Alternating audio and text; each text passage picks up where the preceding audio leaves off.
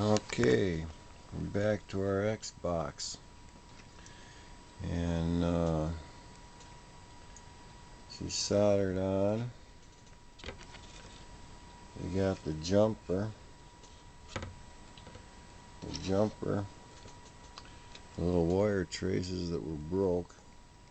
Got our new wire right there. Runs from there down to the little piece on the board there. Anyways, I hope it works. Gee whiz, she was a real buzzard to make work, I'll tell you what. Get that old fell right off with broken traces.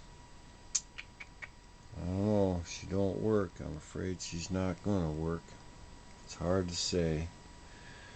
Hope for the best.